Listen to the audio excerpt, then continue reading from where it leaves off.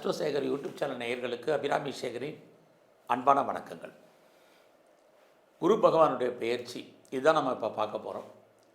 குரு பகவான் பார்த்திங்கன்னா இது வரைக்கும் கோச்சாரத்தில் மிதுன ராசியில் சஞ்சரிச்சிட்டு இருக்கார். அவர் ஜூன் 1ஆம் தேதி திருக்கணித பஞ்சாங்கப்படி திங்கட்கிழமை நைட்டு சுமார் ஒரு 1:50 மிதுன ராசியிலேருந்து கடகராசிக்கு பயிற்சி ஆகிறார். பொதுவாகவே குரு பகவானுடைய பயிற்சின்னு பார்த்திங்கன்னா சுமார் ஓராண்டுகள். அப்படி இருக்கும்போது அவர் இந்த வருஷம் கடகராசிக்கு வந்து அக்டோபர் 31ஆம் தேதி அவர் குறிப்பாக அதிசாரம்னா அவர் முன்னோக்கி போகிறது. அவர் சிம்மராசிக்கு வந்து அங்கே தங்குறார். கிட்டத்தட்ட அங்கே சுமார் 3 மாதம் அங்கே இருக்கார். மறுபடியும் ஜனவரி 2027 24ஆம் தேதி மறுபடியும் அவர் வக்கரகதியில் பின்னோக்கி கடகராசிக்கு வர்றார். வக்கரம்னா பின்னோக்கி போகிறது, அதிசாரம்னா முன்னோக்கி போகிறது. ஆக அவர் முன்னோக்கியும் பின்னோக்கியும் கடகம் சிம்மம் இந்த 2 ராசியில் அவர் சஞ்சரிக்கிறார். ஒவ்வொரு கிரகத்துக்கும் ஒரு பார்வை இருக்குது.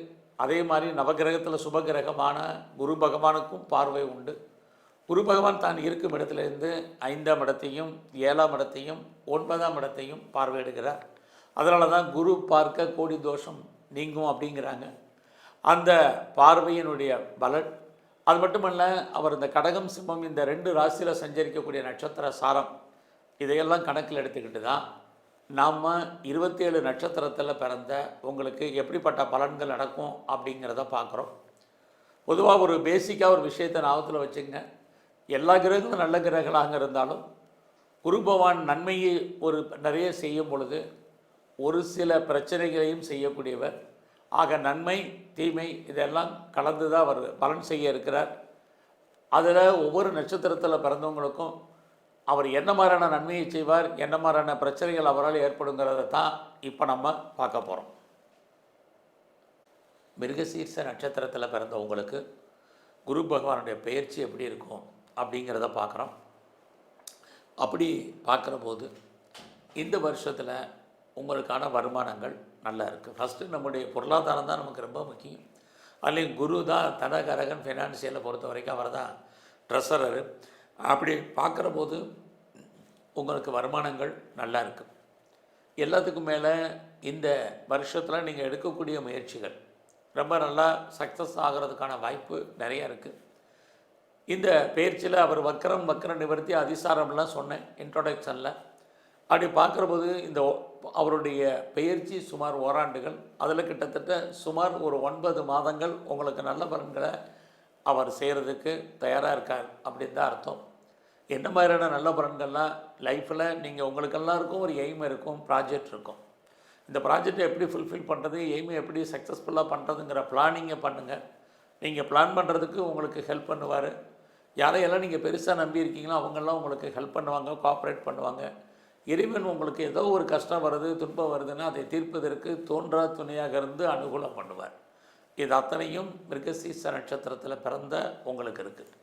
நீங்கள் ரிஷபராசியில் பிறந்தாலும் சரி, மிதுன ராசியில் பிறந்திருந்தாலும் சரி, உங்களுடைய இந்த குரு பகவானுடைய பெயர்ச்சி உங்களுக்கு ஏதோ ஒரு விதத்தில் யாரோ மூலமாக நன்மைகள் நடப்பதற்கான வாய்ப்பு நிறையா இருக்குது. உங்களை பொறுத்த வரைக்கும் நீங்கள் எஃபர்ட் கொடுங்க. எந்த ஃபீல்டில் இருந்தாலும் சரி, தேடுதல் என்பது பெரிய லெவலில் வைங்க, சர்ச்சிங் வைங்க. எவ்வளோக்கு அப்டேட் பண்ணுறீங்களோ அவ்வளோக்கு சக்ஸஸ் பண்ணுவீங்க. இன்னும் சொல்லப்போனால் அத்தனை விதமான சோசியல் மீடியாவையும் நீங்கள் யூட்டிலைஸ் பண்ணுறதுக்கான வாய்ப்புகள் நிறையா இருக்குது. அடிக்கடி ட்ராவல் பண்ணுறதுக்கான வாய்ப்பு, அல்லது வீடு மாற்றம், இடமாற்றம், ஊர் மாற்றங்கள் ஏற்படுவதற்கான சூழ்நிலைகள், யாருக்கெல்லாம் ரொம்ப நாளாக ப்ராப்பர்ட்டி விற்காமல் இருக்கோ ப்ராப்பர்ட்டி விற்பதற்கான வாய்ப்புகள், இது அத்தனையும் இந்த பெயர்ச்சியில் உங்களுக்கு இருக்குது. ஸோ உறவுகளால் நன்மை, உறவுகளால் மகிழ்ச்சி, சந்தோஷம் இருக்குது. ஸோ இந்த காலங்களில் உங்களை பொறுத்த வரைக்கும் யாரெல்லாம் சிறு தொழில் பண்ணுறீங்க, அல்லது சுயதொழில், அல்லது வீட்டில் வச்சுட்டு பண்ணக்கூடிய பிஸ்னஸ் பண்ணுறீங்க, நல்லா இருக்குது. எல்லாத்துக்கும் மேலே நீங்கள் பெரிய லெவலில் சொந்த பிஸ்னஸ் பண்ணிங்கனாலும் அந்த பிஸ்னஸும் உங்களுக்கு நல்லா இருக்குது. பிஸ்னஸில் யாரெல்லாம் நீங்கள் பார்ட்னர்ஷிப்போடு பிஸ்னஸ் பண்ணுறீங்களோ, பார்ட்னருக்காக நீங்கள் எஃபர்ட் கொடுக்க வேண்டிய சூழ்நிலை, பார்ட்னருக்காக உழைக்க வேண்டிய காலங்கள், இது எல்லாமே மிருகசீர்ஷ நட்சத்திரத்தில் பிறந்த உங்களுக்கு இருந்துக்கிட்டே இருக்குது.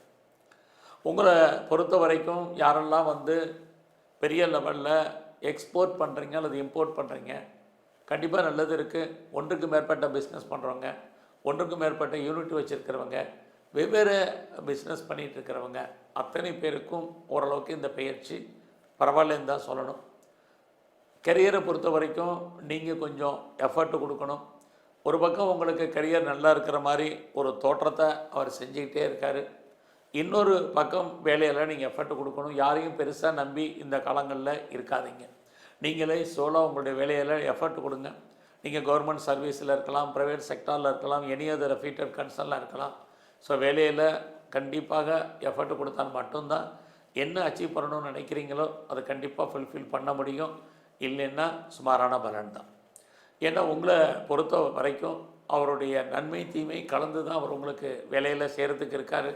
ஸோ வேலையிலையும் யாரோ பெருசாக நம்பி இருக்காதிங்க. ஸோ நம்ம கூட இருக்கிற கொலீக்ஸ் நம்மளுக்கு சப்போர்ட் பண்ணுவாங்க, அல்லது சுப்பீரியர் இருக்கார் ஹெல்ப் பண்ணுவார், அல்லது சப்பார்டினேட் இருக்காங்க அப்படிங்கிற சுச்சுவேஷன் எதுவும் பெருசாக இல்லை. ஸோ வேலையில் எஃபர்ட் கொடுக்கலன்னா நீங்கள் பார்க்கும் வேலையை விட்டு வெளியில் வர்றதுக்கோ வெளியேற்றப்படுவதற்கோ வாய்ப்புகள் இருக்குது. வேலையில் நீங்கள் உழைக்க மற்றவங்க பேர் வாங்க, இப்படி தான் கரியர் இருந்துக்கிட்டே இருக்குது. நான் பெர்மனண்ட் ஜாபில் இருக்கேன், கவர்மெண்ட் சர்வீஸில் இருக்கேன், பெரிய போஸ்ட்டில் இருக்கேன் அப்படின்லாம் ஃபீல் பண்ணாதீங்க. ஜாப் அப்படின்னாலே பெரிய லெவலில் எஃபர்ட் கொடுங்க.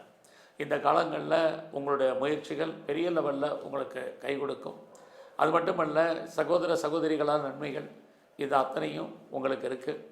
எல்லாத்துக்கும் மேலே உங்களை பொறுத்த வரைக்கும் உங்களுடைய நட்பு வட்டாரம் பெரிய லெவலில் உங்களுக்கு கை கொடுப்பதற்கான வாய்ப்புகள் உண்டு.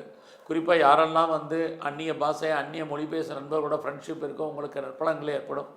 அது இல்லாமல் உங்களுடைய பெண் நண்பர்களால் உங்கள் வாழ்க்கையில் ஏற்றம் முன்னேற்றம் அத்தனையும் இருக்குது. யாரெல்லாம் ஆன்சைட்டுக்கு ட்ரை பண்ணுறீங்களோ உங்களுடைய வேலையில் ட்ரை பண்ணுங்கள். ஏன்னா இந்த பயிற்சியில் ஒரு நன்மை ஒரு தீமை கலந்து இருக்குது. குறிப்பாக வெளிநாட்டு தொடர்புகள் ஒரு பக்கம் நன்மை, இன்னொரு பக்கம் பிரச்சனை. ஸோ எல்லாமே கலந்து தான் இந்த பயிற்சி முழுவதுமே உங்களுக்கு இருக்குது. அதுலேயும் இந்த பயிற்சியில் தேவையில்லாமல் யாருக்கும் கடன் கொடுக்கறது வேண்டாம். அது அவ்வளோ சிறப்பாக இல்லை.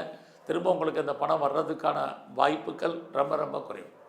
பெரிய லெவலில் நான் பிஸ்னஸை டெவலப் பண்ணுறேன், எஸ்டாப்ளிஷ் பண்ணுறேன் அப்படிங்கிறவங்களுக்கு பாசிபிலிட்டிஸ் இருக்குது.